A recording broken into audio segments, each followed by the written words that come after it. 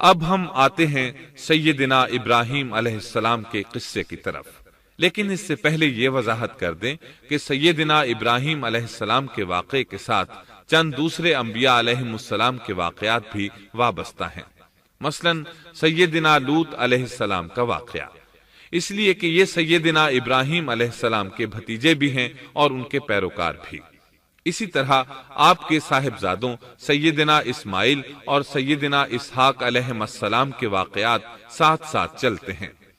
اس کی وجہ یہ ہے کہ سیدنا اسماعیل علیہ السلام کی ولادت کے وقت ابراہیم علیہ السلام کی عمر 87 سال تھی، اور سیدنا اسحاق علیہ السلام کی پیدائش کے وقت سیدنا ابراہیم علیہ السلام کی عمر 100 سال تھی، جبکہ سیدنا ابراہیم علیہ السلام کی کل عمر 175 سال ہوئی، اس لیے ان کے واقعات ساتھ ساتھ چلتے ہیں۔ ابراہیم علیہ السلام کا قصہ سناتے ہوئے ان حضرات کا ذکر ساتھ ساتھ ضرور آئے گا، تو آئیے شروع کرتے ہیں قصہ ابراہیم علیہ السلام کا۔ صالح علیہ السلام کے بعد اللہ تعالیٰ نے سیدنا ابراہیم علیہ السلام کو مبعوث فرمایا۔ ابراہیم علیہ السلام جد الانبیاء ہیں، عظیم المرتبت اور اولو العزم پیغمبر ہیں۔ آپ کے والد کا نام طارق تھا، جبکہ اس کا لقب آزر تھا۔ آزر مدد کرنے والے کو کہتے ہیں۔ یہ شخص اپنے قبیلے کے افراد کی مدد کیا کرتا تھا، غمخواری کرتا تھا، اس لیے اس کا لقب آزر مشہور ہو گیا تھا۔ قرآن مجید میں ابراہیم علیہ السلام کا قصہ 73 مقامات پر ذکر ہوا ہے۔ یہ 73 مقامات 25 سورتوں میں ہیں، اور یہ بات ابراہیم علیہ السلام کے بلند مرتبت ہونے پر دلالت کرتی ہے۔ ابراہیم علیہ السلام بھی سام بن نوح علیہ السلام کی نسل سے ہیں۔ آپ کی پیدائش عراق کے مشہور شہر بابل میں ہوئی۔ یہ عراق کے شمال میں واقع تھا اور آج بھی موجود ہے۔ بہت بڑا شہر ہے، اس وقت بھی بڑی آبادی پر مشتمل تھا۔ یہاں بت پرستی عام ہو چکی تھی۔ اللہ تعالی سورۃ العنکبوت آیت 25 میں فرماتے ہیں، ابراہیم نے کہا کہ تم نے جن بتوں کی پرستش اللہ کے سوا کی ہے، انہیں تم نے اپنی آپس کی دنیاوی دوستی کے بنا پر معبود ٹھہرا لیا ہے۔ مطلب یہ کہ وہ لوگ اللہ کی عبادت بتوں کو اللہ کا شریک ٹھہرا کر کرتے تھے۔ ابراہیم علیہ السلام نے اپنے باپ سے اور اپنی قوم سے کہا کہ یہ مورتیاں جن کے تم مجاور بنے بیٹھے ہو کیا ہیں؟ انہوں نے جواب دیا، ہم نے اپنے باپ دادوں کو انہی کی عبادت کرتے پایا ہے۔ اللہ تعالیٰ ان کے بارے میں فرماتے ہیں، اے نبی، انہیں ابراہیم علیہ السلام کا قصہ سنا دو، جبکہ انہوں نے اپنے باپ اور اپنی قوم سے فرمایا، تم کس کی عبادت کرتے ہو؟ کہنے لگے، بتوں کی، ہم تو برابر ان کے مجاور بنے بیٹھے ہیں۔ ابراہیم علیہ السلام نے فرمایا، جب تم انہیں پکارتے ہو تو کیا وہ سنتے بھی ہیں یا تمہیں نفع اور نقصان پہنچا سکتے ہیں؟ انہوں نے کہا، یہ ہم کچھ نہیں جانتے، ہم نے تو اپنے باپ دادوں کو اسی طرح کرتے پایا ہے۔ مطلب یہ کہ یہ بت پرستی انہیں ورثے میں ملی تھی۔ وہ جن معبودوں کی عبادت کرتے تھے، نہ وہ ان کی پکار کو سنتے تھے، نہ ہی ان کے نفع و نقصان پر قادر تھے۔ اسی لیے ابراہیم علیہ السلام انہیں جھنجھوڑ رہے تھے، لیکن اندھی تقلید اور بشری عقل کے بیکار ہو جانے نے انہیں یہ سب سوچنے سے عاری کر دیا تھا۔ اللہ تعالیٰ نے ابراہیم علیہ السلام کی خصوصی رہنمائی فرمائی تھی، جیسا کہ سورۃ الانبیاء آیت 51 میں ہے، اور ہم نے ابراہیم کو پہلے سے ہدایت عطا فرما دی تھی اور ہم اسے جانتے تھے۔ ابراہیم علیہ السلام نے کبھی ایک لمحے کے لیے بھی بتوں کی پوجا نہیں کی تھی۔ آپ نے اپنی قوم کو بتوں کی پوجا کرتے دیکھا تو انہیں ملامت کی، ایک اللہ کی طرف دعوت دی، اور اس دعوت کی ابتدا انہوں نے اپنے باپ سے کی۔ اللہ تعالی سورہ مریم میں فرماتے ہیں، اے نبی، کتاب میں ابراہیم کا ذکر کر، بے شک وہ سچا نبی تھا۔ جب اس نے اپنے باپ سے کہا، اے میرے باپ، بے شک مجھے وہ علم عطا ہوا ہے جو تمہیں حاصل نہیں، اس لیے میری اطاعت کریں، میں آپ کو سیدھا راستہ دکھاؤں گا۔ اے میرے باپ، شیطان کی عبادت نہ کریں، بے شک شیطان اللہ کا نافرمان ہے۔ ان بتوں کی عبادت گویا شیطان کی عبادت ہے، اس لیے آپ نے ان معبودوں کو شیطان سے تعبیر کیا۔ فرمایا، اے میرے باپ، بے شک مجھے خوف ہے کہ تم پر اللہ کا عذاب آئے، پھر تم شیطان کے ساتھی ہو جاؤ۔ باپ نے ان کی بات سن کر کہا، اے ابراہیم، کیا تو میرے معبودوں سے پھرا ہوا ہے؟ البتہ اگر تو باز نہ آیا تو میں تجھے سنسار کر دوں گا، اور تو مجھ سے ایک مدت تک دور ہو جا، یعنی مجھ سے اتنا دور ہو جا کہ کبھی مجھے نظر نہ آئے۔ ابراہیم علیہ السلام نے اپنے باپ پر نرمی اور مہربانی کرتے ہوئے ان سے کہا، آپ پر سلامتی ہو، میں اپنے رب سے آپ کے لیے بخشش طلب کرتا رہوں گا۔ لیکن جب بعد میں ان پر واضح ہو گیا کہ وہ تو اللہ کا دشمن ہے تو ابراہیم علیہ السلام اس سے بے تعلق ہو گئے۔ سورہ توبہ آیت 114 میں اللہ فرماتے ہیں، اور ابراہیم کا اپنے والد کے لیے بخشش طلب کرنا ایک وعدے کی وجہ سے تھا جو وہ اس سے کر چکے تھے، لیکن جب انہیں معلوم ہو گیا کہ وہ اللہ کا دشمن ہے تو اس سے بیزار ہو گئے۔ بے شک ابراہیم بڑے نرم اور تحمل والے تھے۔ کسی ایماندار کے لیے جائز نہیں کہ وہ کسی کافر کے لیے دعائے مغفرت کرے، بلکہ مومن پر حرام ہے کہ وہ کسی کافر یا عیسائی وغیرہ کے لیے مغفرت طلب کرے یا اس سے یہ کہے کہ اللہ تجھ پر رحم کرے۔ ابراہیم علیہ السلام کے والد نے انہیں دھمکی دی تھی کہ اگر تم اس دعوت سے باز نہ آئے تو میں تمہیں سنسار کر دوں گا۔ اس کے جواب میں ابراہیم علیہ السلام اپنے والد کے ساتھ انتہائی شفقت سے پیش آئے اور اس سے کہنے لگے، میں آپ کے لیے اپنے رب سے استغفار کرتا رہوں گا، اس لیے کہ آپ اپنے والد پر بے حد مہربان تھے۔ اسی لیے اللہ تعالیٰ بھی ابراہیم علیہ السلام پر بے حد مہربان تھے، اور آپ کا لقب خلیل الرحمن رکھ دیا گیا۔ خلت محبت کا وہ انتہائی درجہ ہے جس کے ساتھ دل محبت سے بھر جاتا ہے، یعنی وہ بہت سے لوگوں سے بڑھ کر اللہ تعالیٰ کو محبوب تھے۔ والد کے سخت جواب کے بعد ابراہیم علیہ السلام نے ان سے علیحدگی اختیار کر لی اور انہیں مخاطب کر کے فرمایا، میں تمہیں چھوڑتا ہوں اور جنہیں تم اللہ کے سوا پکارتے ہو ان کو بھی چھوڑتا ہوں، میں اپنے رب کو پکاروں گا۔ مجھے امید ہے میں اپنے رب کو پکار کر محروم نہیں رہوں گا۔ آپ اللہ کے پیارے اور پسندیدہ نبی تھے۔ جب آپ نے اپنی قوم کو توحید کی دعوت دی اس وقت آپ نوجوان تھے، آپ کی عمر 16 سال تھی۔ ساتھ میں آپ اس بات پر غور و فکر بھی کرتے کہ آخر یہ لوگ بتوں کی پوجا کیوں کرتے ہیں۔ آپ کا دل ان کے شرک پر بہت کوڑتا۔ آخر آپ نے مصمم ارادہ کر لیا کہ اس شر اور فساد کی جڑ کو کاٹ کر رہیں گے، یعنی ان بتوں کو توڑ کر رہیں گے۔ آپ اپنی قوم کو بتوں کو توڑ دینے کی دھمکی دیتے رہے۔ اس دھمکی کا ذکر اللہ تعالیٰ نے سورۃ الانبیاء آیت 57 میں کیا ہے، اور اللہ کی قسم میں تمہارے بتوں کا علاج کروں گا جب تم پیٹھ پھیر کر جا چکے ہوگے۔ یہ بات ابراہیم علیہ السلام نے پوشیدہ نہیں اعلانیہ کہی تھی۔ آخر انتظار کا وقت ختم ہوا، عید کا دن آ پہنچا۔ عید کے دن وہ لوگ صبح سویرے گھر سے نکلنے سے پہلے کھانا پکا کر اپنے معبودوں کے سامنے رکھتے تھے، پھر شہر سے باہر ایک میدان میں جمع ہوتے، وہاں کھیلتے کودتے خوشیاں مناتے، ناز سے چلتے پھرتے اور کھانا کھاتے۔ شام کو گھروں کی طرف آتے، صبح بتوں کے پاس جو کھانا رکھ گئے تھے اس کو اٹھاتے اور تبرک سمجھ کر کھا جاتے۔ اپنے معمول کے مطابق انہوں نے عید کی تیاری کر لی، لیکن ابراہیم علیہ السلام تیار نہ ہوئے، اس لیے کہ وہ تو ان کے ساتھ جانے کا ارادہ ہی نہیں رکھتے تھے۔ وہ لوگ جانے سے پہلے ابراہیم علیہ السلام کے پاس آئے اور کہنے لگے، کیا آپ ہمارے ساتھ نہیں جائیں گے؟ سیدنا ابراہیم علیہ السلام نے آسمان کی طرف نگاہ کی اور فرمایا، میں بیمار ہوں۔ یہ تمام واقعہ سورۃ الانبیاء آیات 51 تا 58 میں بیان ہوا ہے۔ یقیناً ہم نے ابراہیم کو پہلے سے ہدایت فرما دی تھی اور ہم اسے جانتے تھے، جبکہ اس نے اپنے باپ سے اور اپنی قوم سے کہا کہ یہ مورتیاں جن کے تم مجاور بنے بیٹھے ہو کیا ہیں؟ سب نے کہا، ہم نے اپنے باپ دادوں کو انہی کی عبادت کرتے پایا ہے۔ آپ نے فرمایا، پھر تو تم اور تمہارے باپ دادا سبھی یقیناً کھلی گمراہی میں مبتلا رہے۔ کہنے لگے کیا آپ سچ مچ ہمارے پاس حق لائے ہیں یا یوں ہی مذاق کر رہے ہیں؟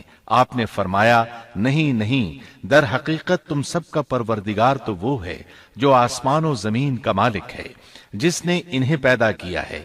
میں تو ایسی بات کا گواہ اور قائل ہوں، اور اللہ کی قسم میں تمہارے ان معبودوں کا علاج تمہاری غیر موجودگی میں کروں گا۔ پس اس نے ان سب کے ٹکڑے کر دیے، البتہ صرف بڑے بت کو چھوڑ دیا، یہ اس لیے کیا کہ وہ سب اس کی طرف لوٹے۔ ابراہیم علیہ السلام نے لوگوں کے ساتھ عیدگاہ جانے سے انکار کیا اور عذر پیش کیا کہ وہ بیمار ہیں۔ وہ لوگ آپ کو چھوڑ کر چلے گئے۔ بعد میں ابراہیم علیہ السلام ان بتوں کے پاس گئے، دیکھا کہ ان کے سامنے کھانا پڑا ہے۔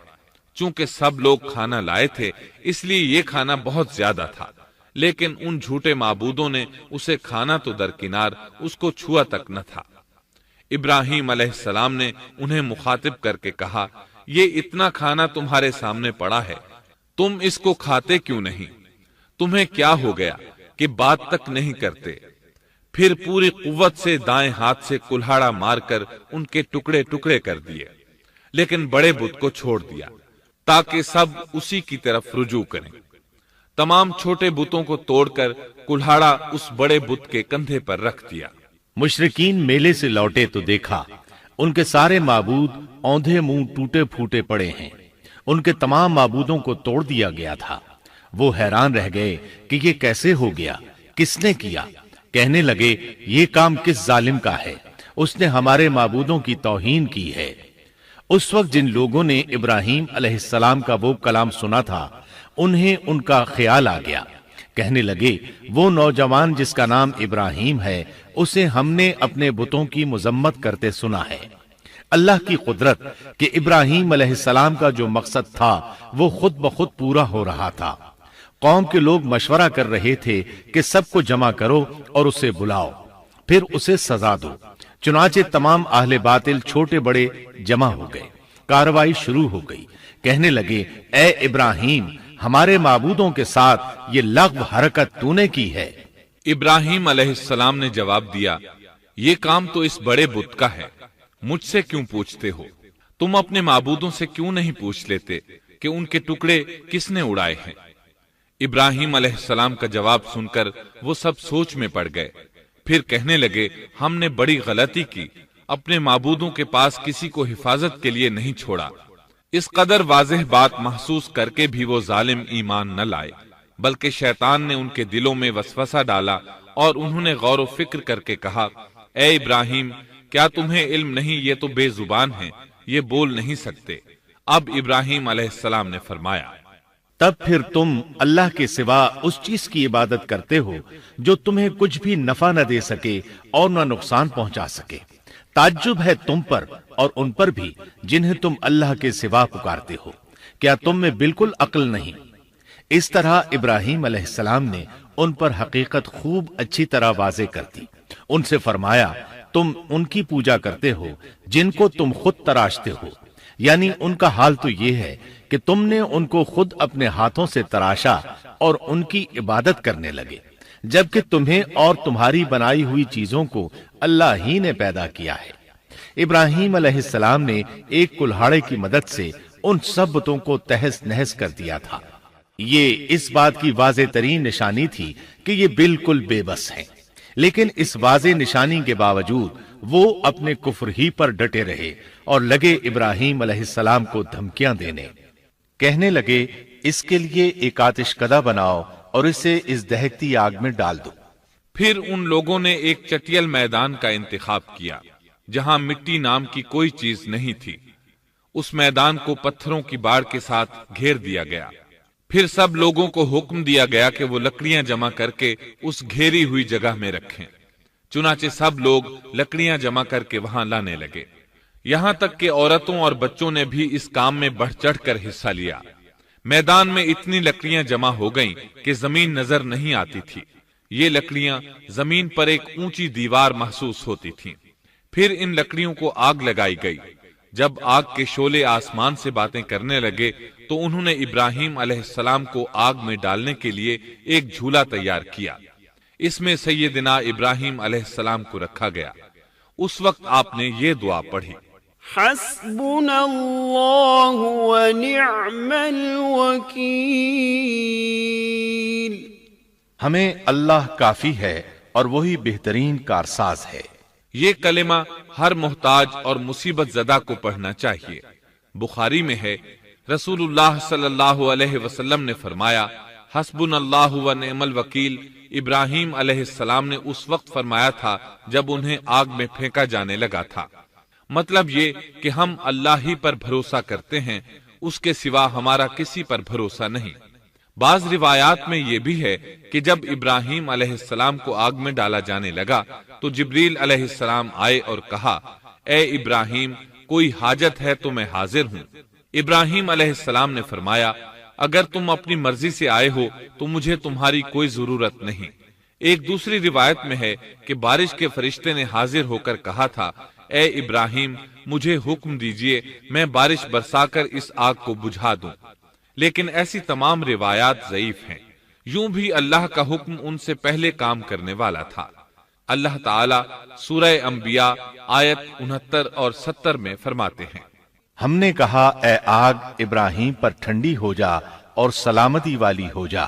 گو انہوں نے ابراہیم کا برا چاہا لیکن ہم نے انہیں ہی نقصان پانے والا کر دیا۔ چنانچہ جب ابراہیم علیہ السلام کو آگ میں ڈالا گیا تو وہ ٹھنڈی ہو گئی۔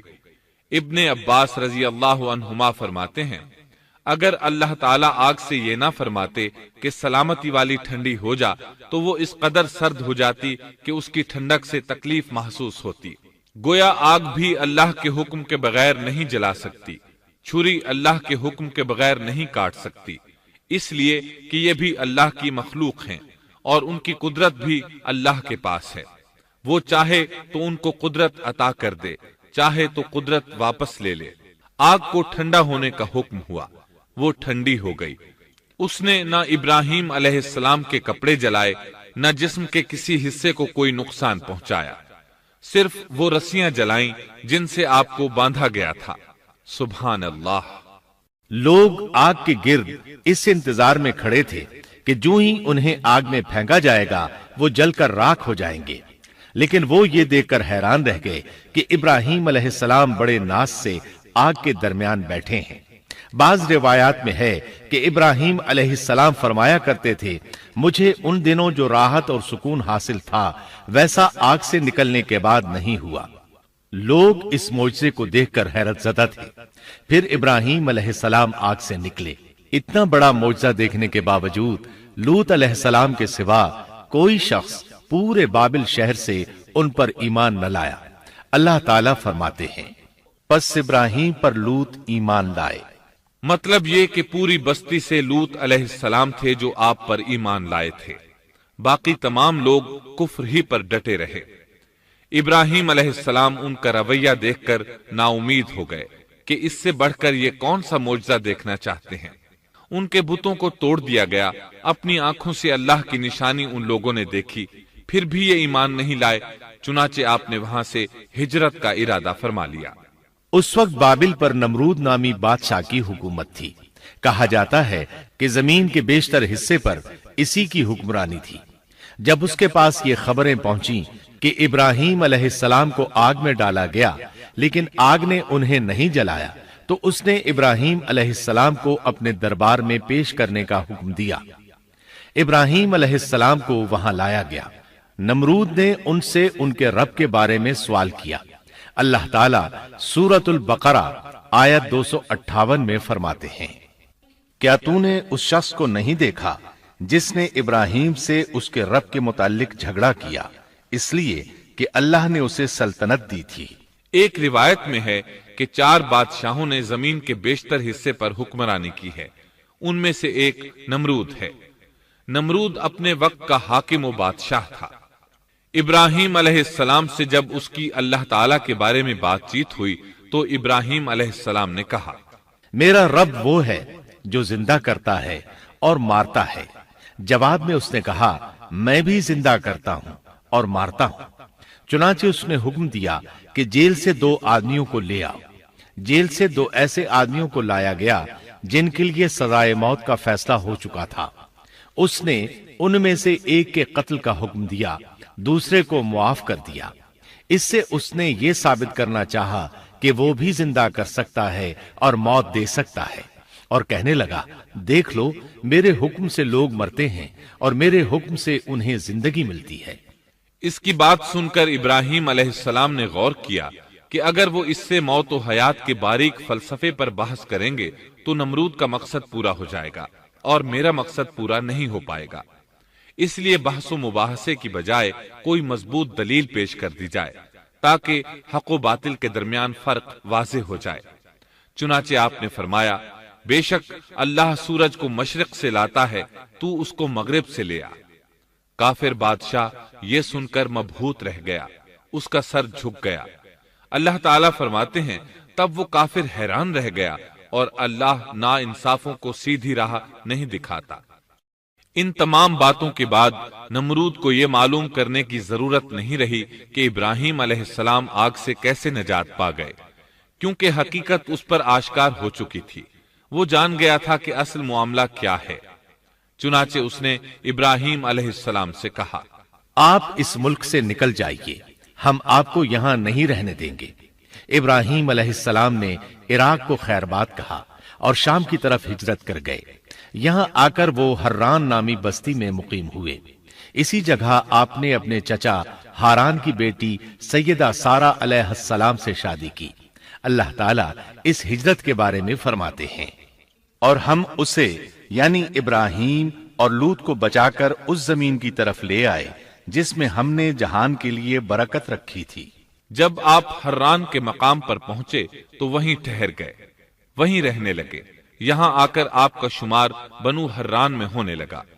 آپ لوگوں کو اسی شہر میں رہنے کی دعوت دیتے۔ اس شہر کے لوگ بتوں کی پوجا نہیں کرتے تھے بلکہ ستاروں کو پوجتے تھے۔ ابراہیم علیہ السلام نے جب ان کی یہ حالت دیکھی تو ارادہ کر لیا کہ ان لوگوں کو بتائیں گے کہ ستاروں کی عبادت کرنا باطل ہے۔ یہ لوگ چونکہ نجوم پرست تھے اس لیے ان کی عبادت کا وقت رات کو ہوتا تھا، اور یہ لوگ رات کے وقت عبادت کرتے تھے کیونکہ ان کے معبود یعنی ستارے رات ہی کو طلوع ہوتے ہیں۔ چنانچہ ابراہیم علیہ السلام انہیں یہ دکھانے کے لیے کہ ان چیزوں کی عبادت باطل ہے ایک دن ان کے ساتھ نکلے۔ اللہ نے آسمان کے دروازے کھول دیے تو ابراہیم علیہ السلام نے چاند، ستاروں، سیاروں اور آسمان و زمین کی سلطنت کو دیکھا۔ اللہ تعالیٰ نے ابراہیم علیہ السلام سے تمام پردے ختم کر دیے جو عام طور پر لوگوں کی آنکھوں پر ہوتے ہیں، اور انہوں نے وہ کچھ دیکھا جسے آج کی رصد گاہیں بھی نہیں دیکھ سکتی۔ اللہ تعالیٰ سورۃ الانعام آیت 75 میں فرماتے ہیں اور اسی طرح ہم نے ابراہیم کو آسمان اور زمین کی سلطنت کا مشاہدہ کرا دیا تاکہ وہ یقین کرنے والوں میں سے ہو جائے۔ بعض مفسرین نے لکھا ہے کہ یہ سب کچھ اللہ تعالیٰ نے ابراہیم علیہ السلام کو اس لیے دکھایا تھا کہ وہ ستاروں کی پرستش کرتے تھے۔ پھر اللہ تعالیٰ نے اپنی عبادت کی طرف ان کی رہنمائی فرمائی۔ جن مفسرین نے یہ بات لکھی وہ غلطی پر ہیں، کیونکہ ایک جلیل القدر رسول کے متعلق ایسا گمان کرنا کبیرہ گناہ ہے۔ آسمان اور زمین کی سلطنت اور دیگر معجزات دکھانے کے بعد اللہ تعالیٰ فرماتے ہیں آسمان اور زمین کی پیدائش یقیناً انسان کی پیدائش سے بہت بڑا کام ہے۔ اللہ تعالیٰ ایک دوسرے مقام پر فرماتے ہیں آسمان اور زمین میں بہت سی نشانیاں ہیں جن سے یہ منہ موڑ کر گزر جاتے ہیں۔ ابراہیم علیہ السلام حران شہر کے ستارہ پرستوں کو لے کر ایک رات نکلے۔ اچانک ایک ستارہ طلوع ہوا، اس کی چمک دمک بہت تھی، شکل صورت کے لحاظ سے بھی بہت خوبصورت تھا۔ اس وقت ابراہیم علیہ السلام نے بطور مذاق کہا یہ میرا رب ہے، لیکن جب وہ ستارہ کچھ دیر بعد چھپ گیا تو کہنے لگے یہ تو غروب ہو گیا۔ یہ رب کیسے ہو سکتا ہے؟ جو چھپ جائے وہ رب نہیں ہو سکتا، پس میں تو غروب ہونے والوں کو پسند نہیں کرتا۔ اگلے روز وہ پھر ان لوگوں کو ساتھ لے کر نکلے تو چاند کو دیکھا۔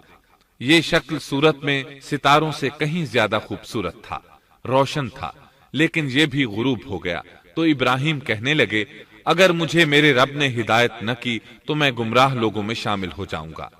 اے اللہ تو کہاں ہے؟ اپنی طرف میری رہنمائی کر۔ ان باتوں سے ابراہیم علیہ السلام ان لوگوں کو غور و فکر کی دعوت دے رہے تھے تاکہ وہ غور کریں، آخر رب چھپ کیسے سکتا ہے؟ اگر چاند رب ہے اور دن کے وقت کسی کو اپنے معبود کی حاجت ہوگی تو وہ کیا کرے گا؟ لہذا چاند کسی صورت رب نہیں ہو سکتا۔ پھر جب دن چڑھا اور سورج طلوع ہوا تو کہنے لگے یہ میرا رب ہے، یہ تو سب سے بڑا ہے۔ پھر لوگوں کو مخاطب کر کے کہنے لگے تم رات کو چھوٹے چھوٹے ستاروں کی پوجا کرتے ہو، کیوں نہ تم اتنے بڑے ایک ہی رب کی پوجا کر لو۔ لیکن جب وہ بھی غروب ہو گیا تو کہنے لگے یقیناً میں تمہارے شرک سے بیزار ہوں، یہ معبود کیسے ہو سکتے ہیں؟ ان میں تو تبدیلی آتی رہتی ہے، کبھی طلوع ہوتے ہیں کبھی غروب ہوتے ہیں۔ یہ اس بات کی دلیل ہے کہ یہ مخلوق ہیں اور ان کا خالق کوئی اور ہے جس کے حکم کے یہ تابع ہیں۔ جب یہ خود مخلوق ہیں اور کسی اور کے تابع ہیں تو کسی کو نفع نقصان پہنچانے پر کس طرح قادر ہو سکتے ہیں؟ پھر اپنی قوم کو مخاطب کر کے کہنے لگے میں اپنا رخ اس کی طرف کرتا ہوں جس نے آسمانوں کو یکسو ہو کر پیدا کیا، اور میں شرک کرنے والوں میں سے نہیں ہوں۔ اب بھی وہ اپنی بات پر اڑے رہے۔ تب آپ نے فرمایا تم مجھ سے اللہ کے بارے میں جھگڑ رہے ہو، مجھے تو اللہ راہ دکھا چکا ہے اور اس نے مجھے دلیل عطا فرمائی ہے۔ میں یقیناً جانتا ہوں کہ تمہارے تمام معبود بے بس اور بے طاقت ہیں۔ جاؤ تم سے اور تمہارے ان معبودوں سے جو ہو سکے کر لو، میرے رب کی مرضی کے بغیر کچھ بھی نہیں ہو سکتا۔ میرے رب نے ہر چیز کے علم کو اپنے گھیرے میں لے رکھا ہے، کیا پھر بھی تم نصیحت حاصل نہیں کرو گے؟ اور میں تمہارے معبودوں سے خوف کیوں کھاؤں؟ تم اللہ سے نہیں ڈرتے؟ ان کو اللہ کا شریک ٹھہرا رہے ہو، اللہ نے اس کی کوئی دلیل نازل نہیں کی۔ اگر تم میں صحیح علم ہے تو تم ہی بتلا دو کہ ہم دونوں جماعتوں میں سے امن کا زیادہ حقدار کون ہے؟ امن انہی کے لیے ہے جو ایمان لانے کے بعد دین کو شرک سے خلط ملط نہیں کرتے۔ حقیقت میں ہدایت یافتہ وہی لوگ ہیں۔ یہی ہمارے وہ دلائل تھے جو ہم نے ابراہیم علیہ السلام کو ان کی قوم کے مقابلے میں عطا کیے تھے، اور ہم جسے چاہیں مرتبے میں بڑھا دیں۔ بے شک تیرا رب بڑی حکمت والا ہے۔ ان لوگوں نے پھر بھی کفر ہی کیا، کوئی بھی ایمان نہ لایا۔ چنانچہ ابراہیم علیہ السلام نے ایک بار پھر ہجرت کی اور مصر جا پہنچے۔ مصر کے بادشاہ کو خبر ملی کہ ایک شخص ہجرت کر کے آیا ہے اور اس کے ساتھ ایک عورت ہے، وہ بہت زیادہ حسین و جمیل ہے۔ چنانچہ اس ظالم نے اپنے کارندوں کو بھیجا کہ اس عورت کو میرے پاس لے آؤ، ساتھ ہی اس سے پوچھنا کہ تمہارے ساتھ جو آدمی ہے وہ کون ہے، اگر وہ اس کا خاوند ہو تو اسے قتل کر دینا۔ ادھر بادشاہ نے اپنے کارندوں کو حکم دیا، ادھر اللہ نے ابراہیم علیہ السلام کی طرف وحی بھیج دی۔ انہوں نے سارہ علیہ السلام سے کہا اگر وہ تجھ سے میرے بارے میں پوچھیں تو بتا دینا تم میری بہن ہو۔ پھر سارہ سے بولے اے سارہ، روئے زمین پر میرے اور تیرے سوا کوئی مومن نہیں، یعنی یہ کافروں کی سرزمین ہے، یہاں کوئی مومن نہیں، اس لحاظ سے تم میری دینی بہن ہو۔ پھر بادشاہ نے ابراہیم علیہ السلام کو پیش کرنے کا حکم دیا۔ اس نے آپ سے پوچھا یہ عورت کون ہے؟ آپ نے فرمایا یہ میری بہن ہے۔ اس طرح ابراہیم علیہ السلام کی زندگی میں 3 موقع ایسے آئے کہ انہوں نے اللہ کے دین کی حمایت اور مدافعت کے لیے توریہ کیا۔ توریہ کا مطلب یہ ہے کہ واقعہ کچھ اور ہو لیکن کوئی شخص کسی خاص مصلحت کی وجہ سے اسے 2 معانی والے الفاظ کے ساتھ اس انداز میں بیان کرے کہ سننے والا اس واقعہ کو نہ سمجھ سکے بلکہ اس کا ذہن خلاف واقعہ چیز کی طرف منتقل ہو جائے۔ شریعت نے بعض مخصوص حالات میں اس کی اجازت دی ہے۔ وہ 3 مواقع جہاں ابراہیم علیہ السلام نے توریہ فرمایا ان کی وضاحت کچھ اس طرح ہے۔ ایک یہ کہ آپ نے میلے پر نہ جانے کی غرض سے ان لوگوں سے کہا تھا کہ میں بیمار ہوں۔ دوسرے موقع پر یہ فرمایا تھا یہ کام اس بڑے سردار بت کا ہے۔ تیسرے سارہ علیہ السلام کو دینی بہن قرار دیا۔ اس ظالم بادشاہ نے سارہ علیہ السلام کو اپنی تحویل میں لے لیا۔ جب سارہ علیہ السلام کو معلوم ہوا کہ وہ ایک بدکار شخص ہے تو انہوں نے اللہ تعالیٰ سے دعا کی، اے اللہ، تجھے معلوم ہے میں تجھ پر اور تیرے نبی پر ایمان لائی ہوں اور اپنے جسم کو اپنے خاوند کے سوا ہر ایک سے محفوظ رکھا ہے، لہٰذا آپ اس کافر کو مجھ پر مسلط نہ کیجیے گا۔ چنانچہ اس کافر بادشاہ نے جب سیدہ سارہ کو پکڑنے کے لیے اپنا ہاتھ بڑھایا تو اس کا ہاتھ شل ہو گیا اور اپنی جگہ پر جم گیا۔ وہ لگا چیخ پکار کرنے، اس میں اتنی طاقت نہ رہی کہ اپنے ہاتھ کو حرکت دے سکے۔ اس کی آواز سن کر اس کے محافظ بھاگے ہوئے آئے، انہوں نے اس کے ہاتھ کو چھڑانا چاہا لیکن چھڑا نہ سکے۔ اس کی یہ حالت دیکھ کر سیدہ سارہ خوف زدہ ہو گئیں۔ انہوں نے سوچا اگر یہ مر گیا تو لوگ کہیں گے اسے میں نے قتل کیا ہے، چنانچہ انہوں نے اللہ سے دعا کی کہ اسے چھوڑ دیا جائے۔ اللہ تعالیٰ نے آپ کی دعا قبول کر لی، اس کا ہاتھ ٹھیک ہو گیا، لیکن وہ ظالم پھر بھی نہ ڈرا۔ اس نے ایک بار پھر آپ کی طرف ہاتھ بڑھایا، اس کا ہاتھ پھر شل ہو گیا۔ سیدہ سارہ نے پھر دعا کی، وہ دوبارہ ٹھیک ہو گیا، وہ پھر بھی باز نہ آیا۔ تیسری بار پھر اس نے ان کی طرف ہاتھ بڑھایا، اس بار بھی اس کا ہاتھ شل ہو گیا۔ اب وہ سیدہ سارہ علیہ السلام سے کہنے لگا، اب کی بار اگر تو مجھے اس مصیبت سے نجات دلائے گی تو میں تجھے چھوڑ دوں گا اور کبھی تیرے آڑے نہیں آؤں گا۔ چنانچہ سیدہ سارہ علیہ السلام نے اللہ تعالی سے دعا کی، وہ ٹھیک ہو گیا۔ تب اس نے اپنے کارندوں کو آواز دی اور ان سے بولا، تم میرے پاس کسی انسان کو نہیں بلکہ سرکش جن کو لائے ہو۔ پھر اس نے انہیں رہا کر دیا، عزت و اکرام سے رخصت کیا اور ان کی خدمت کے لیے اپنی بیٹی ہاجرہ کو ساتھ کر دیا۔ سارہ علیہ السلام واپس لوٹیں تو دیکھا کہ ابراہیم علیہ السلام نماز پڑھ رہے ہیں۔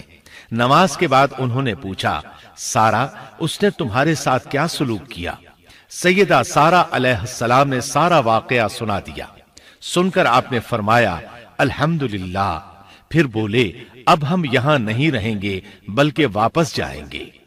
چنانچہ آپ ایک بار پھر فلسطین میں آ گئے، وہیں اپنی زندگی بسر کرنے لگے۔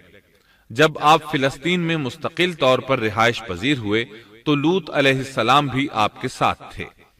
لوط علیہ السلام آپ کے بھتیجے تھے، ان کے والد کا نام ہاران تھا۔ یہ بچپن ہی سے سیدنا ابراہیم علیہ السلام کے زیر سایہ رہے، انہی کے ہاں پرورش پائی، اس لیے دین حق فوراً قبول کر لیا۔ جب سیدنا ابراہیم علیہ السلام نے عراق سے شام کی طرف ہجرت کی تو یہ آپ کے ساتھ تھے، وہاں سے حران گئے، تب بھی ساتھ تھے۔ پھر مصر کی طرف ہجرت کی تو بھی لوط علیہ السلام ان کے ساتھ تھے۔ آخر کار جب آپ نے مصر کو بھی خیر بات کہا اور فلسطین آ گئے تب بھی یہ ساتھ تھے۔ اب ابراہیم علیہ السلام نے لوط علیہ السلام کو حکم دیا کہ وہ بستی سدوم کی طرف چلے جائیں، اس لیے کہ اس بستی کے لوگ کفر کی انتہائی گہرائی میں جا چکے ہیں، انہیں کفر و شرک سے نکالنے کے لیے وہاں جائیں، انہیں اللہ کے احکام سنائیں، اللہ کی طرف دعوت دیں۔ چنانچہ لوط علیہ السلام تو اس طرف روانہ ہو گئے اور ادھر فلسطین میں صرف 3 مسلمان رہ گئے، ابراہیم علیہ السلام، ان کی زوجہ محترمہ سیدہ سارہ اور سیدہ ہاجرہ علیہم السلام وہیں رہائش پذیر رہے اور لوگوں کو مسلسل اللہ کی طرف دعوت دیتے رہے۔ یہاں یہ بے شمار مال و دولت کے بھی مالک بن گئے۔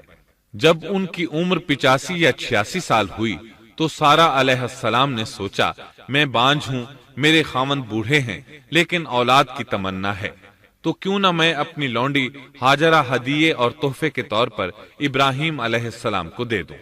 چنانچہ ہاجرہ ابراہیم علیہ السلام کو مل گئیں، انہوں نے ان سے شادی کر لی۔ اللہ رب العزت نے جلد ہی ان کے بطن سے آپ کو اسماعیل علیہ السلام عطا فرمائے۔ ہاجرہ علیہ السلام کے ماں بننے پر اور ان کی اولاد کو دیکھ کر سیدہ سارہ علیہ السلام کو فطری طور پر غیرت کا احساس ہوا۔ اللہ کی قدرت دیکھیے، خود ہی انہیں ہاجرہ کو تحفے میں دیا تاکہ اولاد حاصل ہو، اور جب وہ ماں بن گئیں تو اب غیرت محسوس کر رہی ہیں۔ اپنی اس کیفیت سے مجبور ہو کر سیدہ سارہ نے ابراہیم علیہ السلام سے کہا، آپ مجھے اس کے ساتھ ایک جگہ پر نہ رکھیں۔ مورخین اور سیرت نگار لکھتے ہیں کہ ہاجرہ علیہ السلام ایک نطاق پہنا کرتی تھی، یعنی وہ جسم کے درمیان ایک لمبا کپڑا لٹکا لیتی تھیں تاکہ وہ کپڑا گھسٹ گھسٹ کر قدموں کے نشانات مٹا دے اور سارا کو نظر نہ آئے، کیونکہ سارا غیرت کی حد کو پہنچ چکی تھی۔ ابراہیم علیہ السلام نے جب سارا علیہ السلام کے اندر غیرت کے آثار دیکھے تو ہاجرہ کو ان کی نگاہوں سے دور کر دیا۔ ادھر اللہ کا حکم بھی نازل ہو گیا کہ اپنی بیوی ہاجرہ اور دودھ پیتے بچے اسماعیل کو ساتھ لے لیں اور مکہ کی طرف رخ کر لیں۔ ابراہیم علیہ السلام مکہ کی طرف روانہ ہوئے، یہاں تک کہ مکہ پہنچ گئے۔ یہ جگہ اس وقت بالکل ویران اور بے آباد تھی، نہ کوئی انسان تھا، نہ پانی، نہ نباتات کے آثار تھے، غرض کوئی چیز نظر نہیں آتی تھی، بس پہاڑوں کے درمیان ایک بے آب و گیاہ میدان تھا۔ یہی وہ مقدس اور تاریخی وادی تھی جہاں ابراہیم علیہ السلام اپنی زوجہ اور لخت جگر کو چھوڑ کر واپس پلٹے۔ سیدہ ہاجرہ علیہ السلام کو بہت حیرت ہوئی، انہیں یہ امید نہیں تھی کہ ان کے خاوند انہیں ایک بے آباد جگہ تنہا چھوڑ کر چل دیں گے، اس پر بچے کی ذمہ داری الگ تھی۔ چنانچہ انہوں نے ابراہیم علیہ السلام کو آواز دی، لیکن انہوں نے مڑ کر بھی نہ دیکھا۔ اب وہ ان کے پیچھے آئیں اور قریب پہنچ کر بولی، اے ابراہیم، ہمیں کہاں چھوڑے جا رہے ہو؟ یہاں نہ پانی، نہ خوراک، نہ کوئی انسان۔ ابراہیم علیہ السلام نے پھر بھی کوئی جواب نہ دیا، کوئی پریشانی بھی ظاہر نہ کی اور چلتے رہے۔ سیدہ ہاجرہ بھی آپ کے پیچھے چلتی رہیں اور پوچھتی رہیں کہ ہمیں کس کے حوالے کر کے جا رہے ہیں؟ یہاں تو کوئی بھی جاندار نہیں، مکمل طور پر بے آباد علاقہ ہے۔ لیکن انہوں نے اب بھی کوئی توجہ نہ دی۔ آخر سیدہ ہاجرہ نے کہا، کیا آپ کو اللہ نے اس کام کا حکم دیا ہے؟ اب آپ نے جواب میں فرمایا، ہاں۔ تب سیدہ ہاجرہ بولی، اگر یہ بات ہے تو اللہ تعالی ہرگز ہمیں ضائع نہیں ہونے دے گا۔ جب انسان اللہ کے احکام کو بجا لائے تو اس کے دل سے فقر و فاقے کا خوف نکل جاتا ہے اور اللہ اسے طرح طرح کے انعامات سے نوازتا ہے۔ انسان جب تک اللہ کے احکام کو بجا لاتا رہے گا تب تک اللہ کی نصرت اور اس کی تائید شامل حال رہے گی۔ چنانچہ جوں ہی ہاجرہ علیہ السلام کو پتا چلا کہ انہیں تنہا چھوڑ جانا اللہ کے حکم کی بنا پر ہے تو فوراً یقین بھرے لہجے میں بولی، تب اللہ ہمیں ضائع نہیں کرے گا۔ یہ کہہ کر وہ اپنے شیر خوار بچے کی طرف پلٹ گئیں۔ خوراک اور پانی چند دن میں ختم ہو گئے، پانی کا ایک قطرہ پاس نہ رہا۔ اب پانی کی تلاش شروع کی، لیکن اپنے لیے تو درکنار، ماں کو بیٹے کے لیے بھی پانی نہ ملا نہ خوراک۔ اب بچہ لگا بھوک سے بلکنے، خوراک نہ ملنے کی وجہ سے ماں کا دودھ بھی خشک ہو گیا تھا۔ عورت کتنی بھی باحوصلہ ہو، اپنے بچے کو بھوک سے بلکتے نہیں دیکھ سکتی۔ اب انہوں نے بچے کو وہیں چھوڑا اور تیزی سے قریبی پہاڑی صفا کی طرف لپکی۔ اوپر چڑھ کر ادھر ادھر نظر دوڑائی کہ شاید کسی طرف پانی یا خوراک نظر آ جائے یا کسی انسان کی جھلک نظر آ جائے۔ جب کچھ نظر نہ آیا تو نشیب کی طرف چلی، ساتھ میں بچے کی طرف بھی دیکھتی جاتی تھی۔ نشیب میں پہنچی تو بچہ نظروں سے اوجھل ہو گیا۔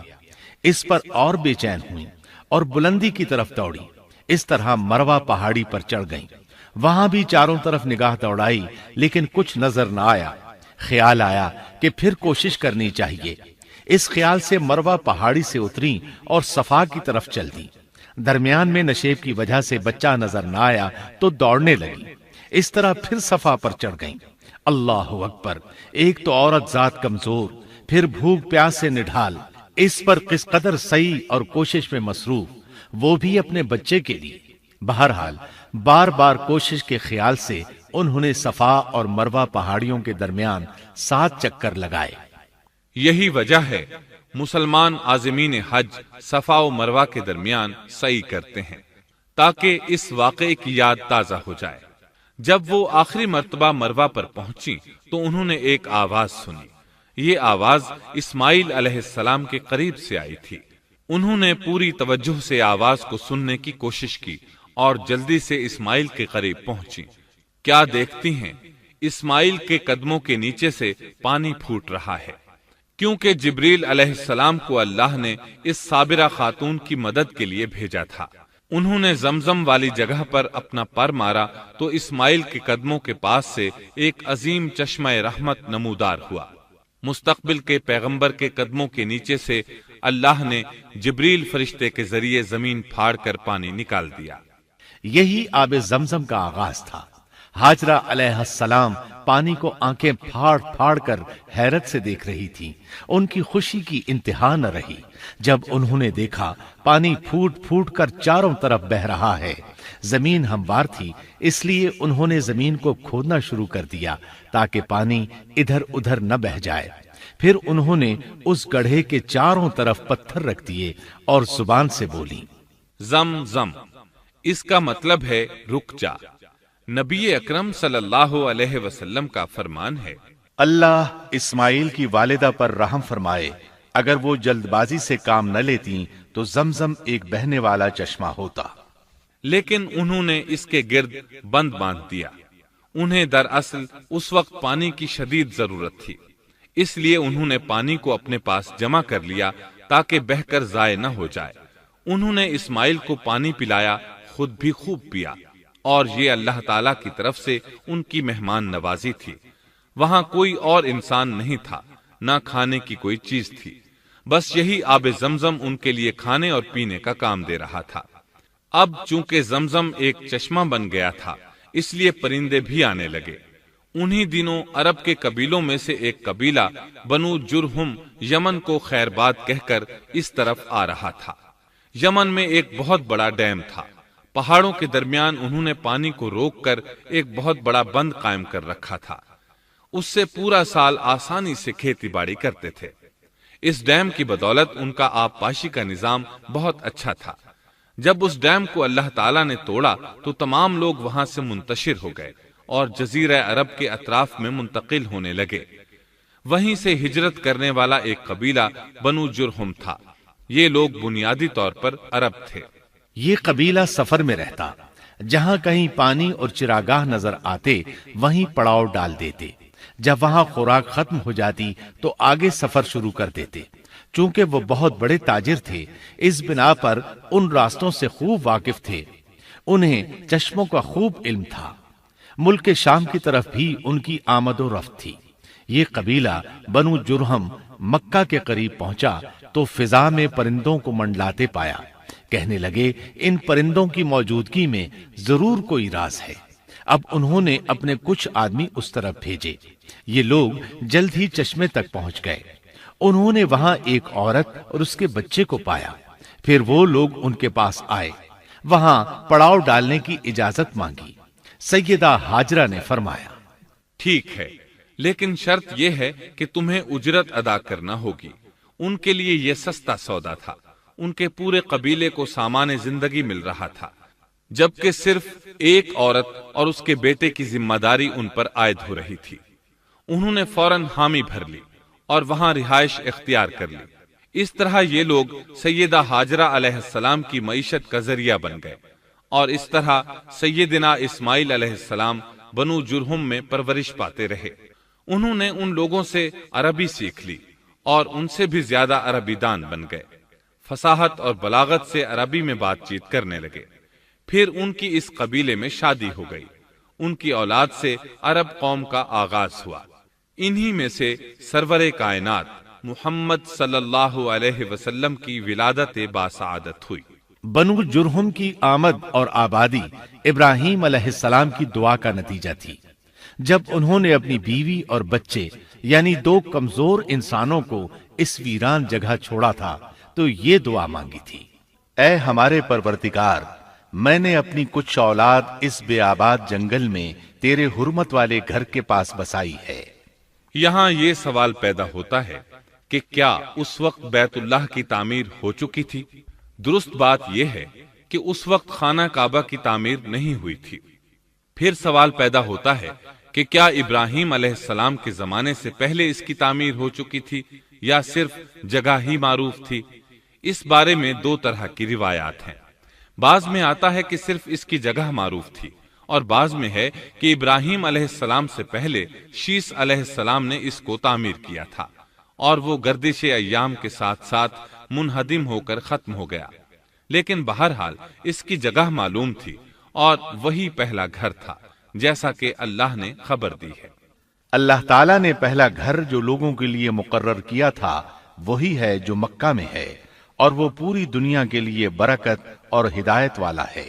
ابراہیم علیہ السلام نے اللہ تعالیٰ سے یہ دعا مانگی تھی، اے ہمارے پروردگار، میں نے اپنی کچھ اولاد اس بے کھیتی کے جنگل میں تیرے حرمت والے گھر کے پاس بسائی ہے۔ اے ہمارے پروردگار، یہ اس لیے کہ وہ نماز قائم کریں، پس تو کچھ لوگوں کے دلوں کو ان کی طرف مائل کر دے اور انہیں پھلوں کی روزیاں عطا فرما تاکہ یہ شکر گزاری کریں۔ دن گزرتے رہے اور اسماعیل علیہ السلام بنو جرہم کے ماحول میں عمر کی منزلیں طے کرتے رہے اور وہ ہوش سنبھالنے کے قریب ہو گئے۔ ابراہیم علیہ السلام ہر سال 1-2 بار اپنے گھرانے کی دیکھ بھال کے لیے چکر لگاتے تھے۔ جب اسماعیل علیہ السلام نے ہوش سنبھالا تو ایک بار پھر ایک عظیم آزمائش کا وقت آ گیا۔ ہوا یوں کہ ایک مرتبہ ابراہیم علیہ السلام مکہ تشریف لائے، ایک جگہ آرام کے لیے بیٹھے کہ نیند کی وادی میں پہنچ گئے۔ نیند میں انہوں نے خواب دیکھا کہ اپنے لخت جگر کو اپنے ہاتھ سے ذبح کر رہے ہیں، ساتھ ہی آنکھ کھل گئی۔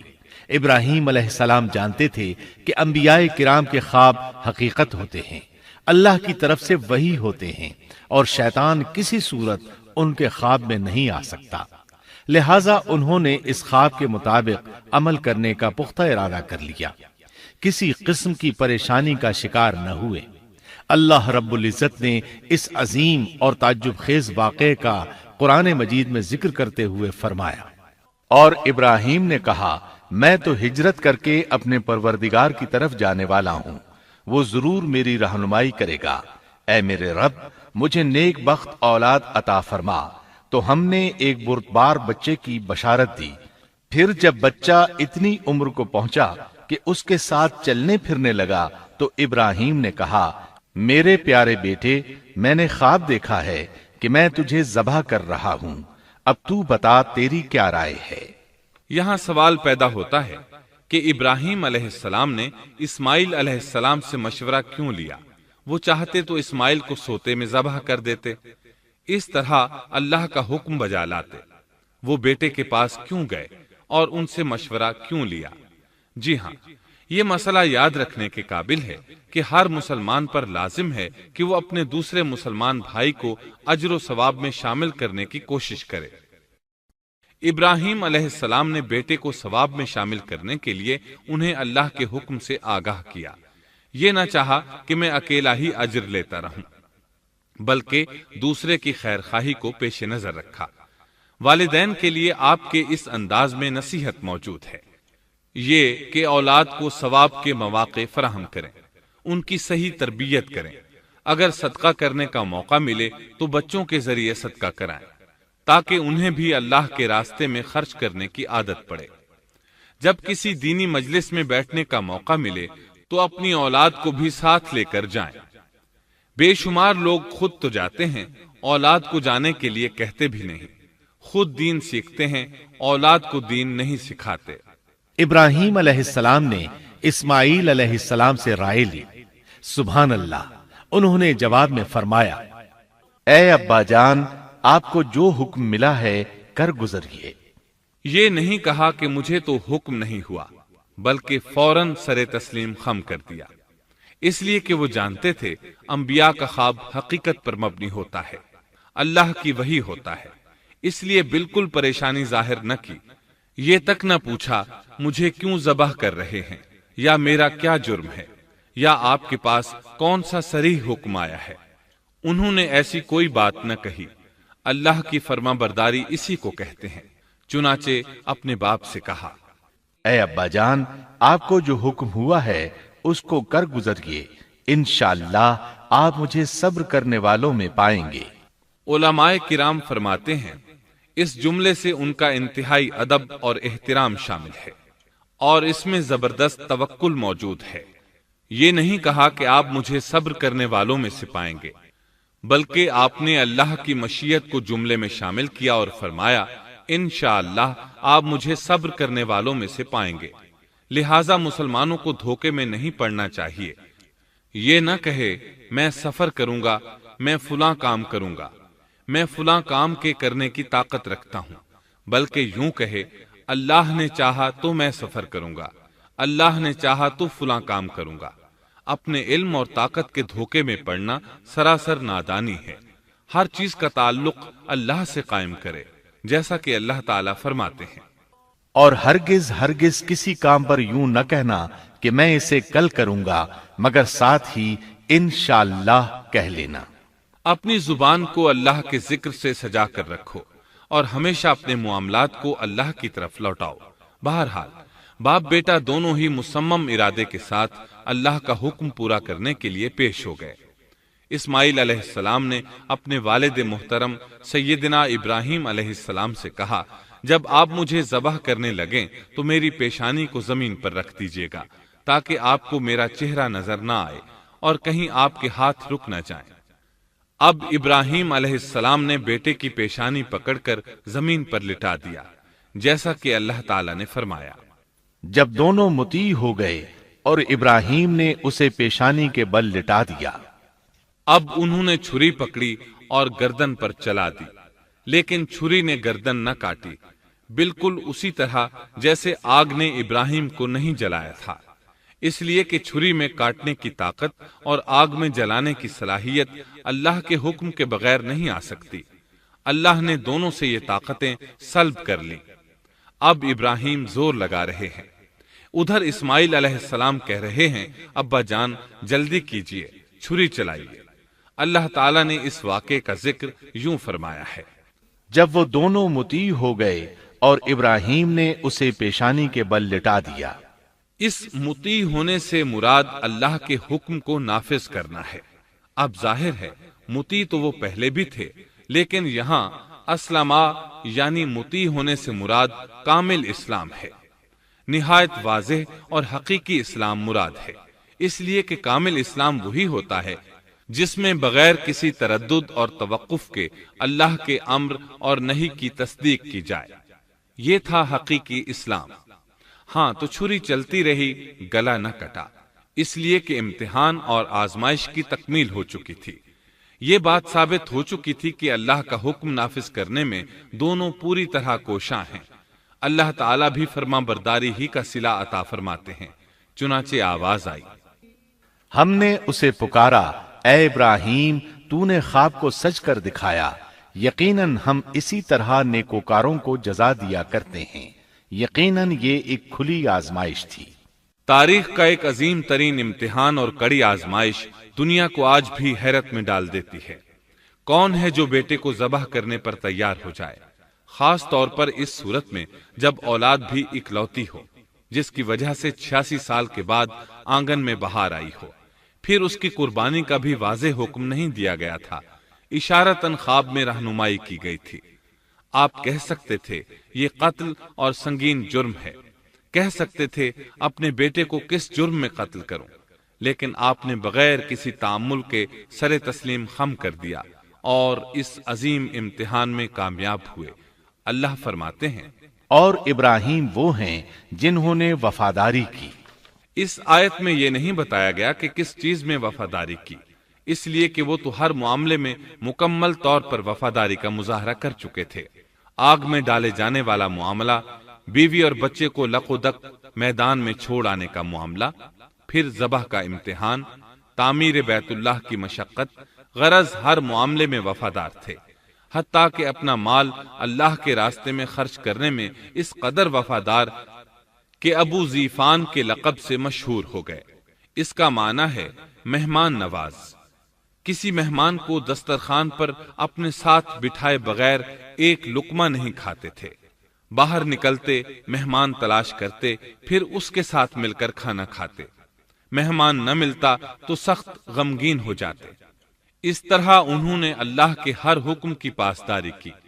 ذبح والے اس امتحان کا اللہ نے انہیں کیا صلہ دیا؟ اللہ فرماتے ہیں، ہم نے اسے عظیم ذبیحے کا بدلہ عطا کیا۔ چھری نے گلا نہ کاٹا۔ ایسے میں ابراہیم علیہ السلام نے ایک آواز سنی، آواز پیچھے سے آئی تھی۔ انہوں نے مڑ کر دیکھا، جبریل علیہ السلام نظر آئے۔ وہ آسمان سے ایک مینڈھا لے کر آئے تھے۔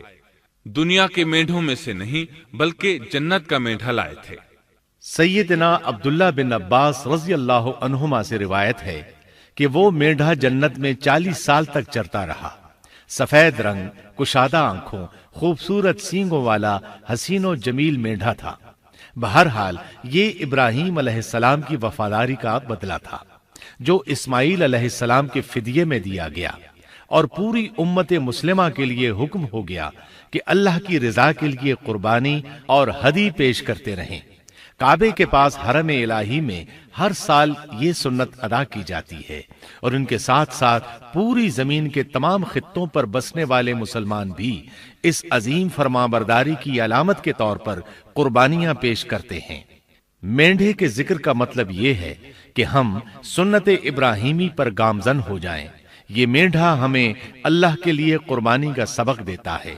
ہمیں چاہیے سنت ابراہیمی کی اقتدا کرتے ہوئے ہم اپنی جانوں، اپنی اولاد اور اپنے مالوں کو اللہ کی راہ میں قربان کرنے کے لیے تیار ہو جائیں۔ اللہ تعالیٰ فرماتے ہیں، اور ہم نے اسے عظیم ذبیحہ عطا کیا اور ہم نے اس کا پچھلوں میں ذکر خیر چھوڑا، سلامتی ہو ابراہیم پر۔ اسی طرح ہی ہم نیکوکاروں کو جزا دیتے ہیں، یقیناً وہ ہمارے مخلص بندوں میں سے تھا۔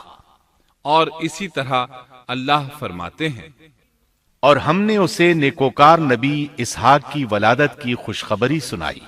یہ خوشخبری فلسطین کی طرف واپس لوٹنے کے بعد سنائی گئی۔ ایک اکلوتے بیٹے کی قربانی کے لیے تیار ہو جانے کے صلے میں اور سارہ علیہ السلام کی عظمت اور تکریم کے مد نظر اللہ تعالی نے اسحاق کی خوشخبری سنا دی۔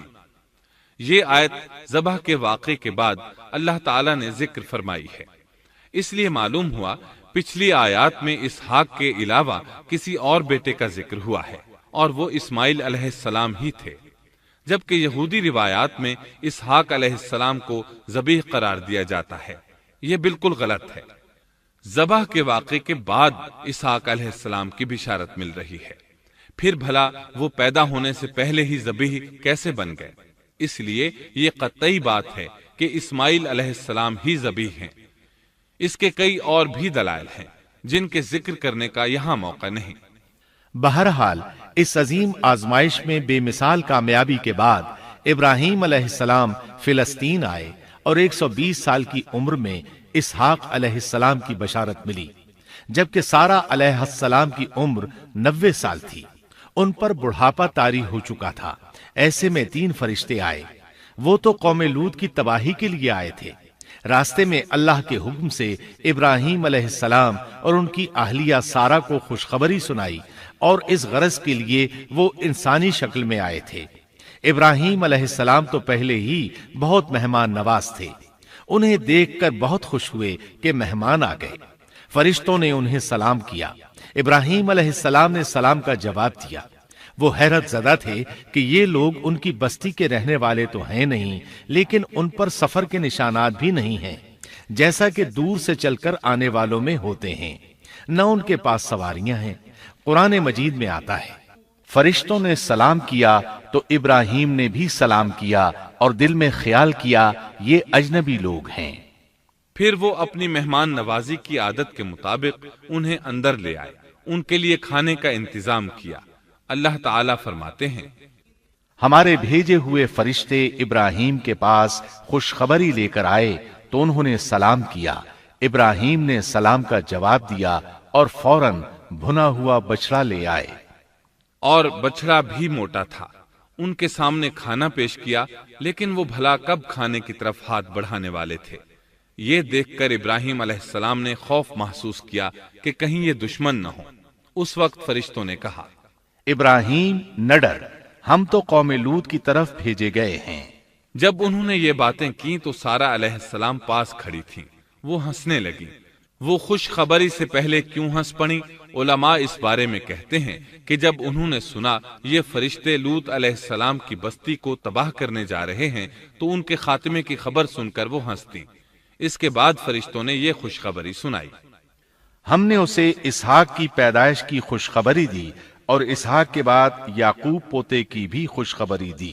بہت جلد ہی ہم اسحاق سے تیری ویران گود کو آباد کریں گے، اور تو اپنی زندگی میں اس کے بیٹے یعقوب کو بھی دیکھ لے گی۔ اب 3 بشارتیں جمع ہو گئیں، بیٹا پیدا ہوگا، لمبی عمر ملے گی یعنی بیٹا جوان ہوگا، اور پھر وہ اپنے پوتے کو بھی دیکھے گی۔ اس سے بڑھ کر کیا عزت اور تکریم ہو سکتی ہے؟ اس لیے جب نبی کریم صلی اللہ علیہ وسلم سے پوچھا گیا کریم یعنی عزت والا کون ہے، تو آپ نے فرمایا کریم بن کریم بن کریم بن کریم، یعنی یوسف بن یعقوب بن اسحاق بن ابراہیم علیہ السلام۔ مطلب یہ کہ نبی بن نبی بن نبی بن نبی۔ یہ یوسف علیہ السلام کی شان ہے کہ خود بھی کریم، باپ بھی کریم، دادا بھی کریم اور پردادا بھی کریم۔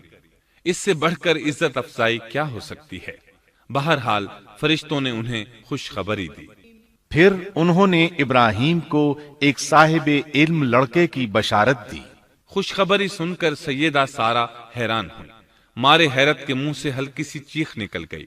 انہوں نے اپنے رخسار پر ہاتھ مارا جیسا کہ عورتوں کی عادت ہوتی ہے، کہنے لگیں ہائے افسوس، کیا میں بچہ جنوں گی حالانکہ میں بانجھ ہوں اور میرے خاوند بوڑھے ہیں؟ یہ تو حیرت کی بات ہے۔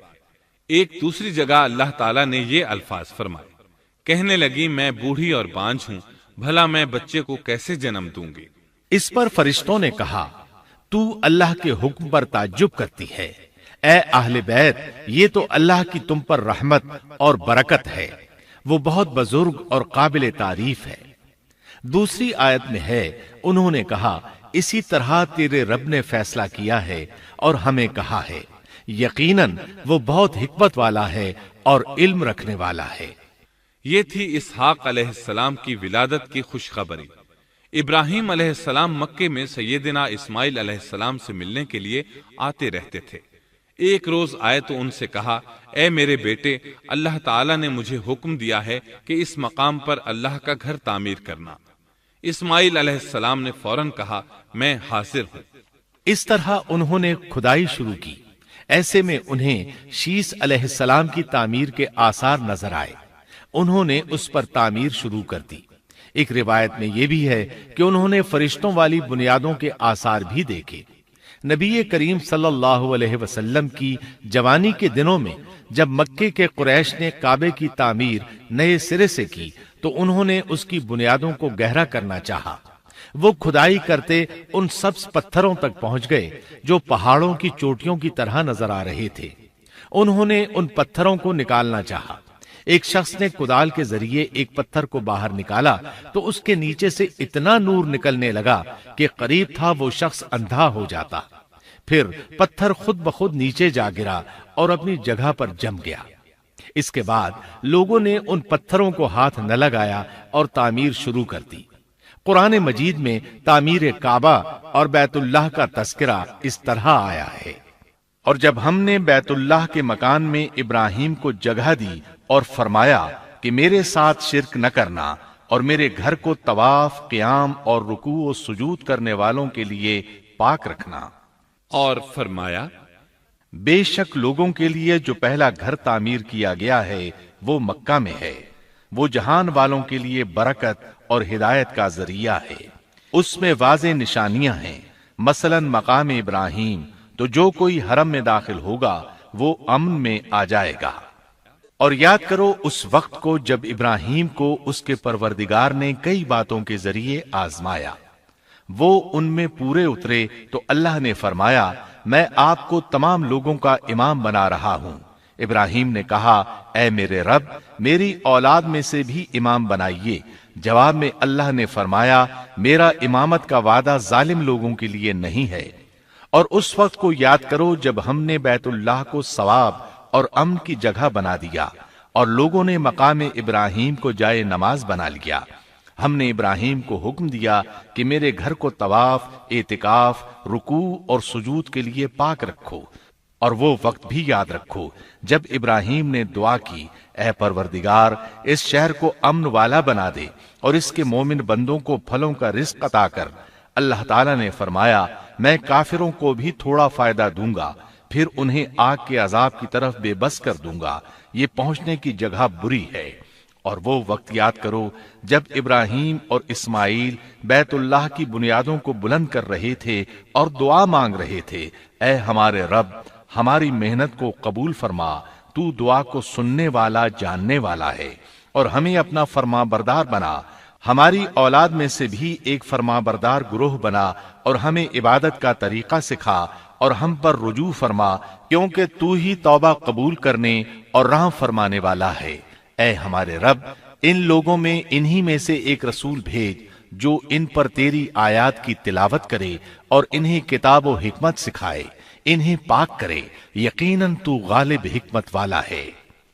تعمیر کے دوران جب ابراہیم علیہ السلام اس مقام تک پہنچے جہاں آج حجر اسود ہے تو اللہ تعالیٰ نے جنت سے ایک سفید پتھر بھیجا۔ حدیث میں ہے یہ پتھر نہایت سفید تھا، اب سیاہ ہو گیا ہے۔ انسانوں کی غلطیاں اس کے سیاہ ہونے کا سبب بنی۔ جب دیواریں انسانی قد کے برابر ہو گئیں تو اسماعیل علیہ السلام ایک پتھر لے آئے۔ اب ابراہیم علیہ السلام اس پتھر پر کھڑے ہوئے، وہ ننگے پاؤں تھے۔ اسی وقت پتھر پگھل گیا، ان کے پاؤں اس کے اندر کسی قدر دھنس گئے، پتھر پر ان کے پیروں کے نشانات آ گئے۔ اسی پتھر کو آج مقام ابراہیم کہا جاتا ہے۔ پہلے یہ پتھر بیت اللہ کی دیواروں کے ساتھ رکھا گیا تھا۔ جب لوگ طواف کے لیے آتے تو سیدنا ابراہیم کے پیروں کے نشانات دیکھنے کے لیے یہاں ہجوم ہو جاتا۔ اس طرح طواف کرنے والوں کو دقت کا سامنا ہوتا۔ سیدنا عمر رضی اللہ عنہ نے صحابہ کرام کے مشورے سے اس پتھر کو اس جگہ سے قدرے ہٹا کر نماز کی صفوں کے قریب کر دیا تاکہ طواف کرنے والوں کو دقت نہ ہو۔ یہ مقام بہت مقدس ہے۔ اللہ نے فرمایا ہے، تم مقام ابراہیم کو جائے نماز مقرر کر لو۔ مقام ابراہیم کے قریب اس کے پیچھے ہو کر نماز پڑھنے کا موقع مل جائے تو لازماً وہاں 2 رکعت ادا کیا کرو۔ موقع نہ ملے تو پھر پوری مسجد حرام میں طواف سے فراغت والی 2 رکعت پڑھ لیا کرو۔ اس طرح کعبہ تعمیر ہوا۔ تب نیا حکم آیا، لوگوں میں جو استطاعت رکھے اس پر اللہ کے لیے حج بیت اللہ فرض ہے، اور جو شخص جان بوجھ کر اعراض کرے تو اللہ جہانوں سے بے نیاز ہے اور اسے اس کی کوئی پرواہ نہیں۔ ادھر ابراہیم علیہ السلام کو اللہ تعالی کی طرف سے اشارہ ہوا، لوگوں میں حج کا اعلان کر دیں۔ ابراہیم علیہ السلام کہنے لگے، اللہ میری آواز بھلا کس کس تک پہنچے گی؟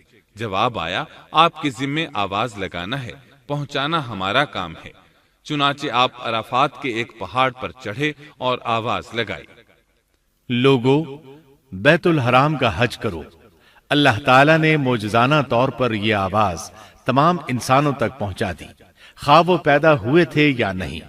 دوسرا معجزہ یہ ہوا کہ اللہ نے بیت اللہ اور اس کے حج کی محبت لوگوں کے دلوں میں ڈال دی۔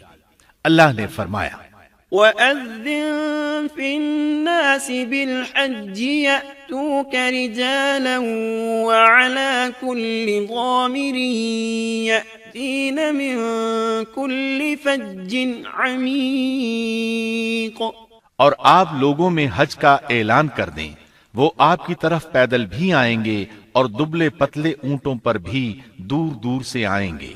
اس طرح لوگ پیدل اور سوار ہو کر کثرت سے حج کے لیے آنے لگے اور یہ ویران علاقہ آباد ہونے لگا۔ یہ تھے حالات اور واقعات ابراہیم علیہ السلام کے۔ آپ نے 175 سال کی عمر میں وفات پائی۔